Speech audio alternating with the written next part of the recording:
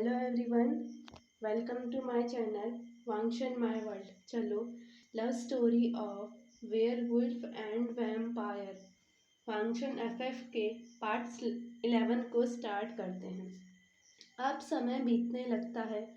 अब वांगजी और विंग की शादी को 1 मंथ हो चुका था।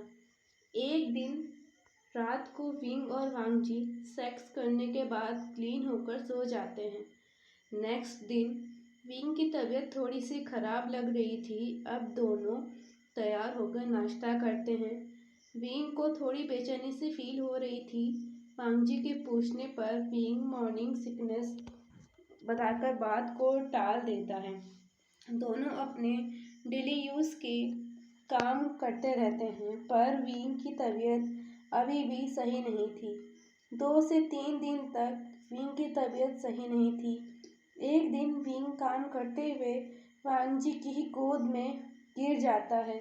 वांगजी विंग को तुरंत अपनी बाहों में उठाता है और रूम के अंदर लेकर चला जाता है। उनके साथ काम कर रहे ईलिंग के कुछ लोग एक वैद्य को बुला देते हैं और वांगजी के रूम की तरफ चले जाते हैं।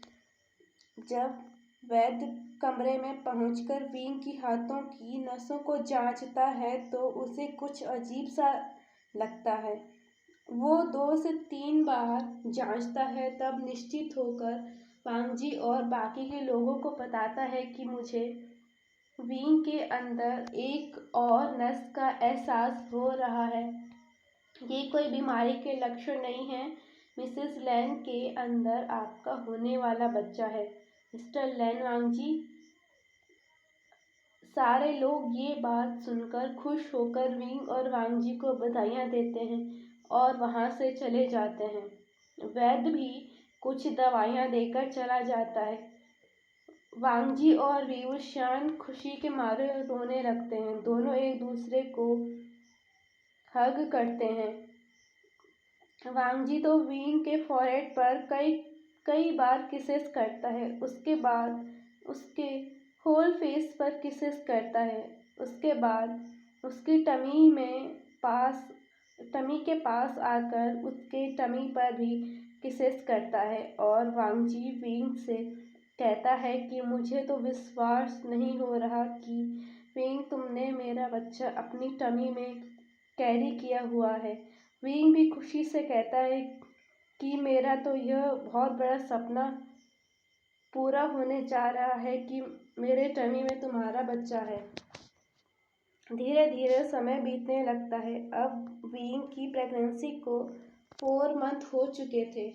इन महीनों में विंग को कई बार उल्टियाँ होती थी, थकान भी रहा करती थी। वांगजी विंग का बहुत अच्छे से ख्याल रखा करता था। विंग को भारी काम करने की अब मनाही हो गई थी। अब उसका पूरा दिन ईलिंग के बच्चों के साथ ही बीतता था। रात को विंग और वांगजी एक दूसरे को हग करके सोया करते थे। उन दोनों ने अब सेक्सुअल एक्टिविटी को हर रोज की जगह वीक में 1 से 2 बार ही करना तय किया था, ताकि बॉडी की नीड भी पूरी होती रहे और विंग को ज़्यादा प्रॉब्लम भी ना हो। विंग की अब टमी अब थोड़ी थोड़ी राउंड शेप में आने लगी थी। वांगजी विंग का बहुत ख्याल रखता था।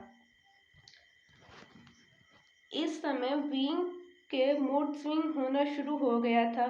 कभी उसे अचार खाने का मन होता, कभी तो वांगजी विंग के लिए आम का अचार, नींबू का अचार, इमली का अचार और कई तरह के अचार बाजार से खरीद कर लेकर आता था। जब भी वांगजी बाजार जाता तो छोटे छोटे खिलौने ईलिंग के बच्चों और अपने होने वाले बच्चे के लिए भी लेकर आता था। विंग कई बार वांगजी से तरह तरह के फलों के रसों को भी मंगवाता रहता था। बेचारा वांगजी विंग की मांगों को पूरा करता रहता था।